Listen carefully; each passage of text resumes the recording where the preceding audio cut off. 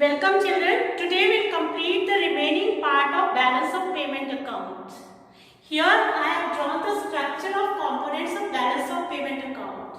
The components are classified into two parts. One is current account, another is capital account.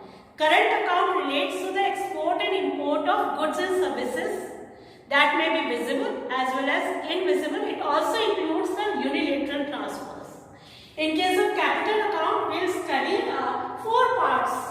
They are the direct investment that is made between the two countries. Second one is portfolio investment, that is the purchase and sale of shares or bonds from between the two countries.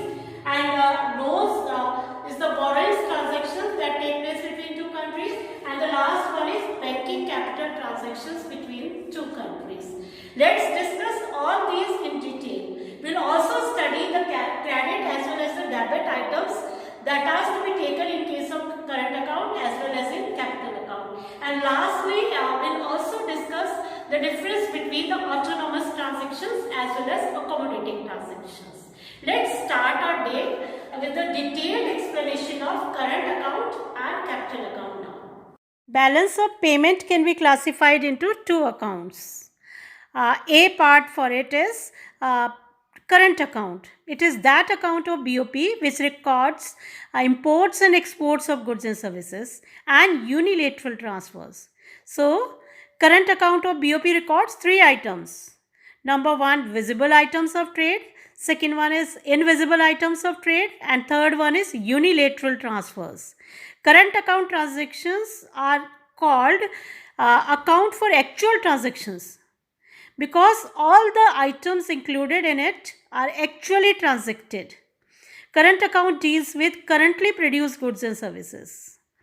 Thus, the items which we include in current account are: number one, exports and imports of visible items or goods.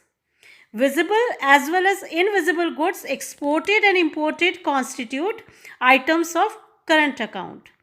The balance of exports and imports of goods is called as balance of trade. Suppose the exports of goods are greater than imports of goods. It shows surplus balance of trade. On the other hand, there may be exports of goods which may be less than imports of goods. In that case, we call it as deficit balance of trade. The trade account is called merchandise account also. Second item which we include in current account is invisible items or non-material goods or services. These are items related to trading of services with other countries. Export and import of services are called invisible items because services are not seen crossing the border and therefore not recorded. These invisible items or services include factor services as well as non-factor services. Now, you all know what are the factor services. Factor services are the services provided by the primary factors of production. And primary factors of production are land, labor, capital, enterprises. And the services in exchange of these factors provided are the rent, interest, profit and wages are the rewards for these services. These lead to factor payments or factor incomes. If we are receiving, then they are known as factor incomes, and if we are paying, these are known as factor payments. For example, compensation of employees, which we also call as income from work. That can be in the form of wages and salaries in cash as well as in kind. Then we have rent, which is the reward of land. Interest, reward of capital. And profit, reward of entrepreneur. Second type of visible items or services can be non-factor services. These services are like shipping, insurance, banking, tourism, software services, etc. Receipts from these services or sources are recorded as export of services and payments as import of services. If export of services is equal to imports of services, then it is called balance of invisible trade. If export of services is greater than import of services, then it is called surplus balance of trade. If export of services is less than import of services, then it is called deficit balance of trade. And the third item which we include in current account is unilateral transfers. Unilateral transfers, you all know, in which we don't provide any services but we get something without rendering the services. Similarly, if something is paid without rendering services, receiving any services or factor services, so such transfers are known as unilateral transfers. That's why they are known as one-sided payments or one-sided incomes. These transfers can either be government or private. For example, gifts, war indemnities, etc. One thing you must note, that if we add all the three items of current account, these are the visible, invisible and unilateral transfers, then we get current account balance. If receipts of current account is greater than payments of current account, then it is called current account surplus, or CAS in short. Secondly, if receipts of current account is less than payment of current account, then it is called a current account deficit, CAD. That is CAD. The nation is a borrower from rest of the world if there is a current account deficit. And if the nation will be called a lender to rest of the world if there is a current account surplus, that is CAS. The next component of balance of payment is capital account. It is that account of balance of payment which records all such transactions between the residents of a country and rest of the world, which cause a change in the asset or liability of the country. The items which we include in capital account are, they are four types. Number one, direct investment. Direct investment abroad means purchasing a real or physical asset in other country and at the same time acquiring control of it. Acquisition of a firm in one country by a firm in another country is an example of direct investment. Other example can be purchase of a house abroad. Second item of capital account is portfolio investment. Just try to understand the meaning of portfolio investment. It is a form of investment under which a firm or a company of a country purchases shares of a foreign company or buys bonds issued by foreign governments. Under this type of investment, a firm does not have control over the asset. Third item of capital account is loans. It includes commercial borrowings and external assistance, like borrowings by a country, maybe the government or private, from international money market. This borrowing takes place at market rate of interest. External assistance refers to the concessional borrowings of a country. The fourth item of capital account of BOP is banking capital transactions. These are the transactions of external financial assets and liabilities of commercial banks and cooperative banks operating as dealers in foreign exchange. The net balance of capital account shows a country's overall balance of payments position. Surplus implies net inflow of capital, while deficit indicates net outflow of capital. Here also you must note that all means imports of goods and services, then payments of unilateral transfers and capital outflows are recorded as negative or debit items, while all exports of goods and services, both receipts of unilateral transfers and capital inflows are recorded as positive items or credit items.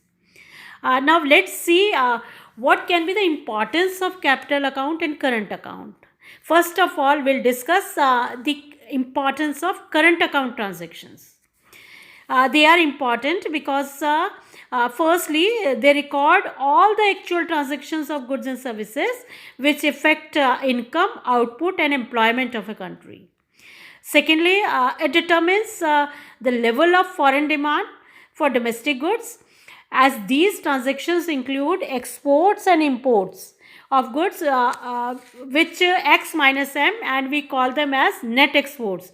And net exports, as we all know, it is a very important component of aggregate demand. Thirdly, a current account is important, or current transactions are very significant because they determine the level of net factor income from abroad, which we call it as NFIA, because they include export and import of factor services. Now let's know the importance of capital account transactions. These capital account transactions do not directly affect the level of national income, but they only affect countries' assets and liabilities. Secondly, they show borrowings from rest of the world, which signify the backwardness of the domestic economy. And the thirdly, these capital account transactions are important because they show foreign investment in the domestic economy and hence signify our dependence on other countries for GDP growth. Now let's discuss the difference between autonomous transactions and accommodating transactions. It will be better if I discuss them with the help of bases. Suppose first base we take it as meaning. On the basis of meaning, autonomous transactions take place due to economic motives. And if we define accommodating transactions, they take place to cover deficit or surplus in autonomous transactions. Second base we can discuss as state of balance of payment account. In case of autonomous transactions, these items are independent of the state of balance of payment account. On the other hand, accommodating transactions, these items are meant to maintain the balance in balance of payment account.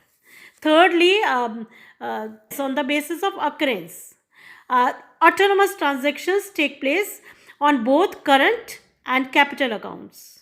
On the other hand, accommodating transactions or these items take place only on capital accounts.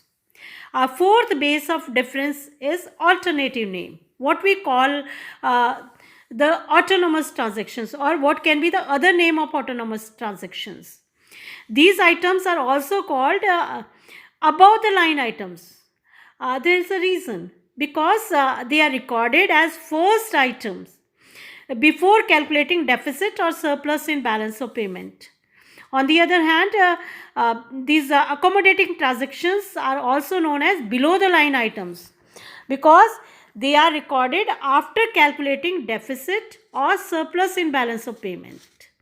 Lastly, as a base, if we take the examples, in case of autonomous transactions, the examples can be investment in India by multinational company. This is an example of autonomous transaction.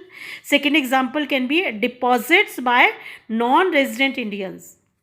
On the other hand, the examples of accommodating transactions are, suppose first example is borrowings from IMF, International Monetary Fund, to maintain balance of payment balance. Secondly, withdrawal from foreign exchange reserves to cover BOP deficit is also a very important example of accommodating transactions.